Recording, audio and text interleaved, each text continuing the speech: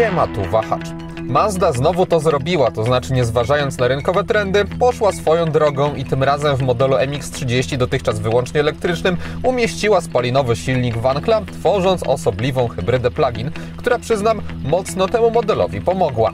Hybrydowe MX-30 nazywa się REV i zanim skupię się na układzie napędowym zastosowanym w tej wersji, to wspomnę, że hybryda od pełnego elektryka różni się wyłącznie w kwestiach mechanicznych. Poza tym obie odmiany są dokładnie takie same pod kątem sposobu obsługi, wyposażenia czy bryły i w tym ostatnim obszarze różnica opiera się wyłącznie na dodatkowym oznaczeniu na tylnej klapie. W egzemplarzu testowym drobne znaczki pojawiły się również na przednich nadkolach i sygnalizują one wersję wyposażeniową, z jaką mamy do czynienia w przypadku egzemplarza testowego, a jest nią Edition R, zarezerwowana dla hybrydowego wcielenia MX-30. Poza topowym wyposażeniem wprowadza ona również felgi o innym wzorze, a także fajnie komponujące się ze sobą kolory nadwozia, czerni na dole oraz czerwonego dachu i tego w Edition R nie można zmieniać. Odmiana ta skutecznie podkreśla moim zdaniem naprawdę ładną bryłę nadwozia testowanej Mazdy, która jest co prawda crossoverem, ale nie takim zwykłym, bo producent zrezygnował tu z tradycyjnych tylnych drzwi, dzięki czemu linia boczna i przedział pasażerski zyskały na lekkości. Dodatkowo mamy typową dla Mazdy filozofię opierającą się na delikatnych liniach, łączonych z wyrazistymi detalami, np. małymi światłami, i ta kombinacja od premiery MX-30 w 2020 roku się nie zestarzała i nie mam problemu z tym, że wprowadzając na rynek hybrydę, Mazda nie dłubała nic przy nadwoziu. Wspominane tylne drzwi są naprawdę ciekawe i też fajnie nawiązują do modelu RX-8 z przeszłości, ale fakt też zostaje, że nie mają one swoich klamek, więc aby otworzyć te tylne drzwi, trzeba najpierw otworzyć przednie i pociągnąć za ten uchwyt. Osoba siedząca z przodu musi wcześniej odpiąć pasy, ponieważ są one zintegrowane z tymi drzwiami, no i też nie można później przednich drzwi zamknąć, ponieważ najpierw muszą być zamknięte te tylne, więc fajność fajnością, ale trzeba brać też poprawkę, że jeśli ktoś często zaprasza jakieś osoby do drugiego rzędu siedzeń, one też wychodzą, no to takie rozwiązanie jest mniej wygodne niż tradycyjne. Taka konstrukcja drzwi zmniejsza też przestrzeń, przez którą można dostać się do tyłu. Osobiście nie miałem z tym problemów, no ale fakt zostaje, że tutaj jest bardziej obszar zabudowany, aby można było to zrobić łatwiej. Tak jak w samochodach trzydrzwiowych, można przesunąć fotel do przodu.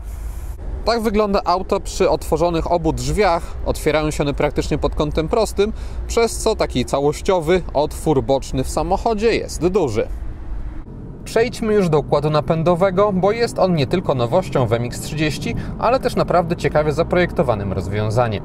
Mazda w MX-30 REV nie starała się bowiem zrobić zwykłej hybrydy plug-in, tylko bardziej wskrzesić zapomnianą już formułę elektryków z tak zwanymi range extenderami, czyli dodatkowymi małymi silnikami spalinowymi, które miały służyć za ratunek, gdy energia w akumulatorach się skończy. Za rozszerzacz zasięgu służy tutaj silnik Wankla o pojemności 830 cm3, który generuje 74 konie mechaniczne, a cały układ elektryczny ma 170. Akumulatory zostały w wersji REV zmniejszone do 17,8 kWh z 35,5 kWh w pełnym elektryku.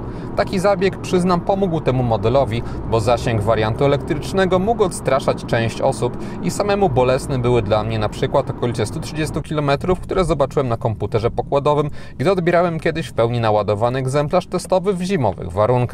A dodatkowy silnik spalinowy i konkretny bak mieszczący 50 litrów benzyny sprawiają, że problem zasięgu znika i to zmienia wyraźnie postrzeganie MX-30.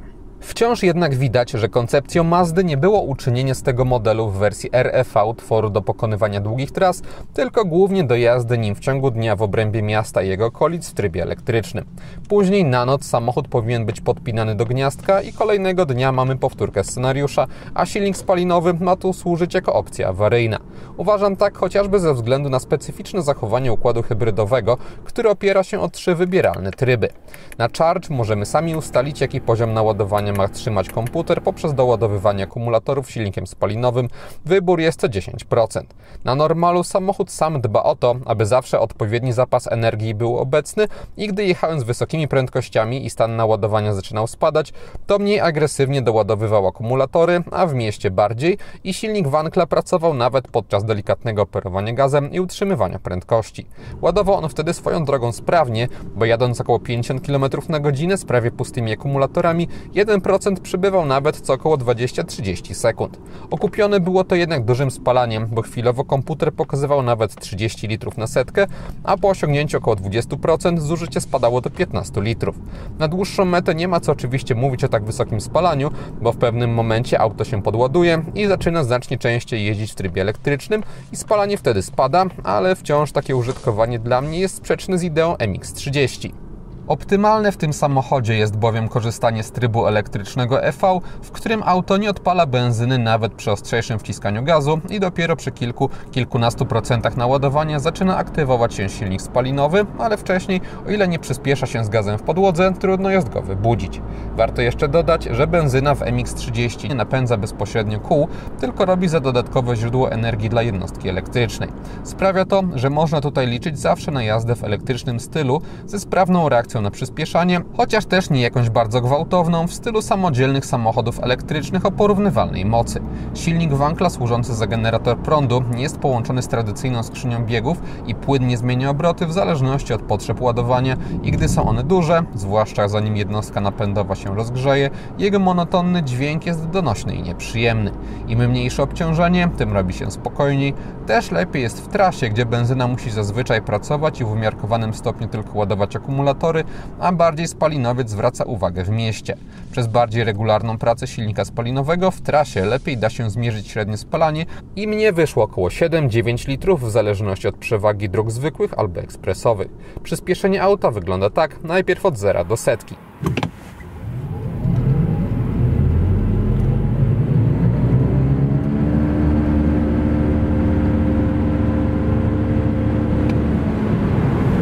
Oraz od 90 do prędkości maksymalnej.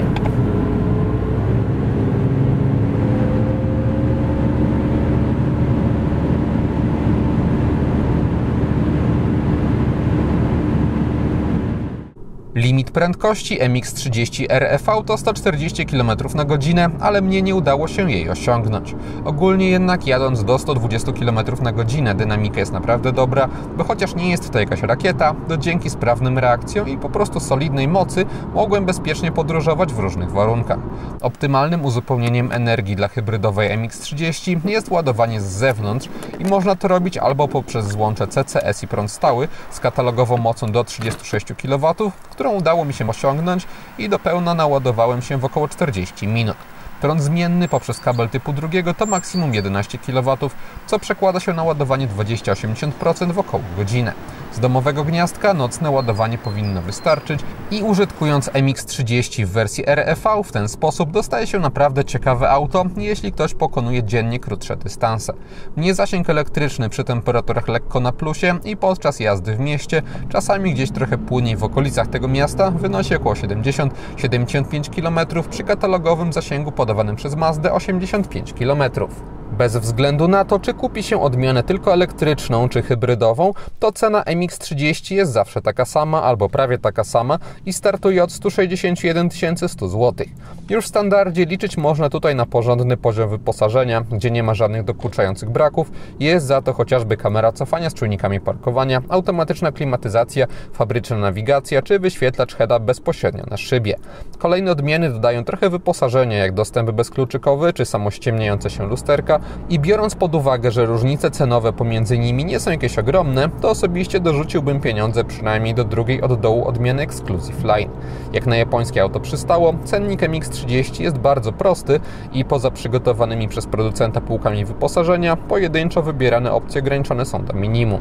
Testowane Edition R to edycja, która oczywiście jest najfajniejsza, ale patrząc zdroworozsądkowo zdecydowanie nie niezbędna w tym modelu. Bardziej rozsądne jest wspominane przeze mnie Exclusive Line i można mieć je za 165 000 zł albo za 2160 zł miesięcznie netto w racie leasingu operacyjnego i taką ofertę przygotował partner Wahacz TV, firma Carlis Polska.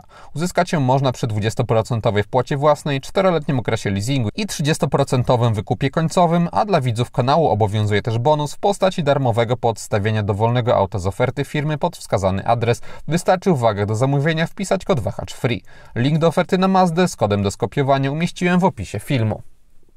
Wnętrze MX-30 nie różni się stylem od w pełni spalinowych modeli tego producenta i mamy w nim dosyć proste linie i tradycyjne podejście do rozmieszczenia instrumentów pokładowych, co moim zdaniem wypada ok, bo całość jest przejrzysta, a dzięki gustownie dobranym kształtom również ładna.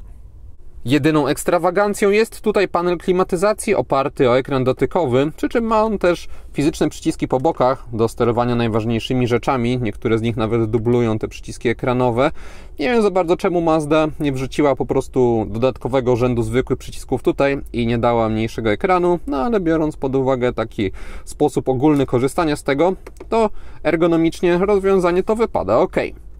Na tunelu środkowym w MX-30 znaleźć można tradycyjne dla Mazdy pokrętła. To główne, które można wychylać, obracać albo wciskać, służy do obsługi systemu inforozrywki. Wokół niego są przyciski do najważniejszych modułów. Mniejszym steruje się systemem audio. Jestem dużym zwolennikiem tego rozwiązania, ponieważ te pokrętła są bardzo intuicyjnie zaprojektowane akurat pod ręką i korzystanie z nich wymaga mniej uwagi niż ekrany dotykowe. Hybrydowa MX-30, pomimo tego, że jest świeżą pozycją w ofercie Mazdy, to nie doczekała się nowego systemu inforozrywki z ekranem 10,25 cala. Tutaj dostaje się 8,8. Jeszcze interfejs posiada na ekranie czarne paski na górze i na dole, co jeszcze zmniejsza powierzchnię roboczą. Jeśli doda się do tego fakt, że ten ekran jest daleko od głowy kierowcy, to jest on po prostu zbyt mały i rozmiarowo wypada biednie. Do sposobu obsługi systemu inforozrywki zarzutów już za to nie mam, ponieważ jest on bardzo dobrze dostosowany do sterowania pokrętłem. Większość menu opartych jest o listy przewijane góra-dół, co odbywa się poprzez obrót pokrętła. W nawigacji można dzielić sobie ekran, ustawienia też są bardzo klarownie zaprojektowane, jeśli chodzi o podział na kategorie. A bardzo dużo rzeczy można tutaj zmienić, też takich, które nie zawsze spotyka się u konkurencji, więc można sobie pochodzić i sporo rzeczy dostroić. A dzięki temu, że korzystanie z tego jest bardzo intuicyjne, zarówno pod kątem tego pokrętła i sterowania, jak i interfejsu, to nie ma z tym najmniejszych problemów. System działa szybko, mamy także dobrą jakość wyświetlanego obrazu. Android Auto i Apple CarPlay na ekranie wyświetlić można tylko za pomocą połączenia kablowego. Dwa porty USB są z przodu, w ich sąsiedztwie jest 230V. Są one ukryte poniżej tunelu środkowego, są to jedyne porty USB na pokładzie MX-30. Jest to dobre rozwiązanie, jeśli ktoś chce estetycznie ukryć kable czy urządzenie ładujące się. Można je tutaj położyć, no ale dostęp do tych złącz, zwłaszcza do USB, z perspektywy kierowcy jest utrudniony. Zegary w testowanym modelu są częściowo elektroniczne. Środkowy wyświetlacz został bardzo zgrabnie wkomponowany w fizyczne tarcze po bokach, ale jego funkcjonalność jest bardzo skromna, ponieważ można wyświetlić sobie wskazania zużycia paliwa oraz energii. Co ciekawe, są one tuż obok siebie. To się nie zdarza praktycznie w hybrydach innych plug-in. Po bokach mamy te najważniejsze wskazania związane z zasięgiem, czy stanem naładowania, stanem paliwa, ale to jest ok. Do nich dostęp jest łatwy i przejrzyste są te zegary, ale poza tym można sobie odpalić tylko widok z systemu bezpieczeństwa i tyle. Żadnej mapy, nawigacji, chociaż jakiejkolwiek wskazówki, systemu audio, więc rozbudowanie tego mogłoby być większe.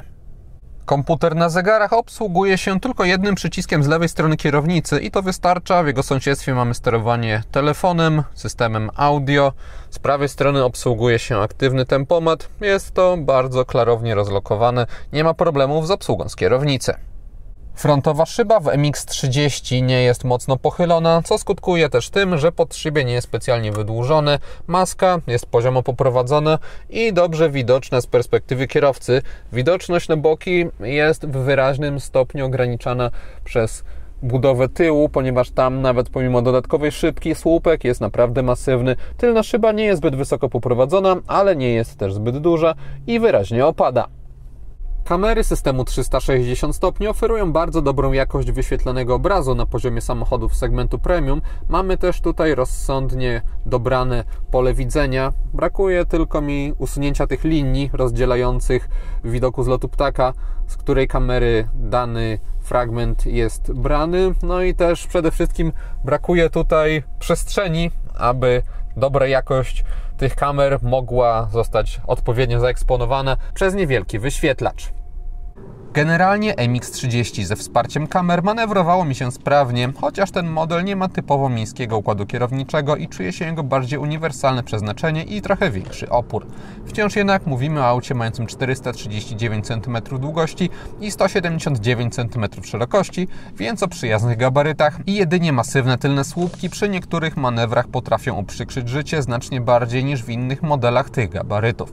Jadąc z większymi prędkościami, układ kierowniczy MX-30 zdaje się rozkwitać, bo dostaje się w nim udanie poza miastem dobrane parametry i z jednej strony auto prowadzi się przewidywalnie i neutralnie, ale z drugiej mamy tutaj przyjemnie bezpośrednie reakcje na ruchy kierownicą i dużą pewność prowadzenia. Zawieszenie nie należy w tym modelu do najmiększych, ale też nie jest według mnie twarde, a dzięki takiemu zestrojeniu pewność jazdy w zakrętach jeszcze się wzmaga, więc ogólnie właściwości jezdne w MX-30, jak na Mazdę przystało, są mocnym punktem tego modelu. Górne części deski rozdzielczej MX-30 wykonane zostały z miękkiego, wysokiej jakości tworzywa. Przyjemnie prezentują się też na drzwiach. Te wstawki materiałowe znaleźć je można też trochę niżej. Podłokietniki są odpowiednio miękkie, a na klamkach mamy korek, którego w większych ilościach spotkać można na tunelu środkowym, czy to tutaj, czy tu. Tutaj może być albo dodatkowa półka, albo można sobie podnieść te panele i mieć uchwyty na kubki. Na tunelu środkowym jego wierzchniej części nie ma fortepianowej czerni, w innych miejscach kabiny też nie, więc łatwo można utrzymać całość w dobrej kondycji. Tutaj jest trochę taki twardy, gorszej jakości plastik, jest to jedyne takie eksponowane bardziej miejsce, gdzie to może przeszkadzać, ale poza tym jest ok, też żadnych problemów ze spasowaniem nie ma i całościowo jakość wykonania testowanej Mazdy trzyma wysoki poziom, a materiały z recyklingu to ciekawy i estetyczny dodatek. Pilot obsługujący system dostępu bezkluczykowego nie ma przesadzonych rozmiarów ani masy, ale czuje się, że sporo przestrzeni wewnątrz jest pustej, co tworzy dosyć dziwny efekt, chociaż samo spasowanie i solidność montażu nie stanowi problemu, jeśli chodzi o wykonanie. To mamy tutaj na froncie dedykowaną chropowatą wstawkę z nazwą wersji. Poza tym jest standardowo dla Mazdy, to znaczy z tyłu jest gorszej jakości, bardziej matowy plastik oraz dekoracyjna srebrna ramka. W kabinie MX-30 nie ma żadnych dodatkowych dekoracyjnych źródeł światła, podświetlone zostały wyłącznie instrumenty pokładowe na mocno neutralny biały kolor, co powoduje, że nie ma tutaj żadnych elementów bardziej zwracających uwagę i trochę żałuję, że się one nie znalazły, to znaczy nie mówię tu o jakichś bardzo takich ostrych, na przykład LEDowych paskach, ponieważ do stylu tej kabiny by to nie pasowało, ale jakieś bardziej rozproszone elementy byłyby przydatne, nie tylko pod kątem estetycznym, ale też na przykład użytkowym, ponieważ ta półka na dole, na tunelu środkowym też nie jest podświetlona, no i nic tam nie widać po zmroku. Przednie światła w MX-30 są rozdzielone, to znaczy światło główne z najbardziej zwracającymi uwagę pierścieniami są na górze, a dodatkowe paski, robiące okazjonalnie też za kierunkowskazy, ulokowano nisko na zderzakach. Jak na mój gust, mogłyby być one trochę wyżej. Szybkie zapalanie i wolniejsze wygaszanie kierunkowskazów zastosowano nie tylko z przodu, ale też w lusterkach. Oraz z tyłu, co tworzy moim zdaniem bardziej elegancki efekt niż w tak zwanych dynamicznych kierunkowskazach, a też ciekawszy niż w takich zwykłych zero-jedynkowych, więc to rozwiązanie oceniam pozytywnie. Podobnie zresztą jak spójność stylistyczną świateł, bo z tyłu też obecne są pierścienie, a całość wygląda według mnie ładnie. Zadaniem matrycowych świateł w MX-30 jest takie pionowe wycinanie fragmentów wiązki, aby nie oślepiać innych kierowców, a zarazem maksymalizować doświetlanie poboczy. Model ten nie oferuje dużej ilości wąskich i wygaszających się stref, a bardziej dwie boczne, ale precyzja stoi w nim na niezłym i wystarczającym poziomie. To, co wyróżnia LEDy w Mazdzie, to moc świecenia, bo pobocza przy stworzonym tunelu są solidnie doświetlone, a przy odpalonej pełni wiązki jest już naprawdę jasno. Jeśli chodzi o reagowanie komputera na pojawienie się innych pojazdów przed nami, to nie zauważyłem sytuacji, aby spóźniał się on z wygaszaniem odpowiednich fragmentów i robił to sprawnie nawet na dłuższych prostych, zatem nie musiałem się pilnować i go kontrolować. Biorąc to wszystko pod uwagę, adaptacyjne LEDy w MX-30 to dopracowana technologia, która przydaje się, aby poprawić bezpieczeństwo podczas jazdy po zmroku. Z tyłu, gdy ustawiam przedni fotel pod siebie i siadam za sobą, to na nogi zapasu nie mam, ale co najwyżej jest lekki kontakt kolan z miękkimi oparciami.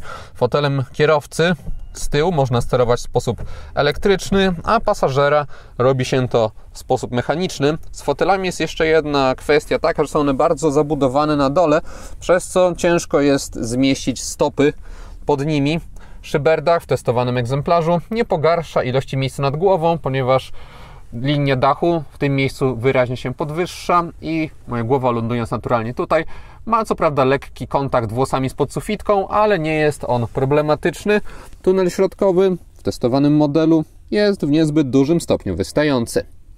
Pojemność bagażnika w testowanym modelu to 350 litrów normalnie i 332 z systemem audio firmy Bose. Dostajemy tutaj niski próg załadunkowy, umiarkowanych rozmiarów otwór, to znaczy wysoki, ale o kiepskiej szerokości, a także regularne kształty. Po bokach znaleźć można tutaj wyłącznie na lewej ściance gniazdko 230V. W testowanym egzemplarzu znalazła się taka zimowa gumowa mata, pod nią jest normalna podłoga bagażnika, a po jej uniesieniu znajdzie się jeszcze niewielkie schowki. Podsumowując, Mazda MX-30 REV to według mnie lepsza wersja tego modelu niż pełen elektryk. W wariancie tylko na prąd problemem jest fakt, że zasięg jest po prostu za mały, aby traktować ten model jako jedyne auto w domu i użytkować ze spokojną głową, a jak na elektryka przystało, nie kosztuje on mało. Jednocześnie zasięg ten jest aż za duży dla większości codziennych przebiegów. A w hybrydzie dostaje się mniejszy zasięg elektryczny, ale też spokój ducha, jeśli czasami trzeba gdzieś dalej pojechać, co czyni to auto bardziej uniwersalnym. Oczywiście wciąż MX-30 REV jest dosyć specyficznym modelem skrojonym pod osobę o konkretnych potrzebach i możliwościach ładowania i trudno go porównywać cenowo z jakimiś zwykłymi spalinowymi crossoverami, ale jeśli ktoś chce mieć auto mocniej zelektryfikowane, które pozwoli jeździć przede wszystkim na prądzie, to do mnie koncepcja bohatera tego testu przemawia i mieszkając w Warszawie i jeżdżąc głównie po niej, osobiście mocno rozważyłbym taką Mazdę zamiast jakichś zwykłych hybryd plug-in z zasięgiem 30-40 km albo małych pełnych elektryków, chociaż one kusiłyby mnie z zielonymi tablicami, dostępnymi buspasami i też bezpłatnym parkowaniem, no ale wciąż jako jedyne auto byłyby problematyczne w przeciwieństwie do Mazdy. Dlatego testowany model uważam za ciekawe uzupełnienie rynku i kolejny nieoczywisty i udany pomysł tego producenta w ostatnim czasie. I to wszystko, co przygotowałem o hybrydowej MX-30. Dziękuję za uwagę i mam nadzieję, że i test się podobał. Jeśli tak było, zachęcam do dania temu filmowi łapki w górę. Będzie mi z tego powodu bardzo miło. Zainteresowanym przypominam o Carlis, polskiej ich ofercie. A jeśli ktoś nie ma, to zapraszam również do subskrypcji kanału, ponieważ kolejne materiały na Wahacz TV pojawią się już wkrótce. Na razie!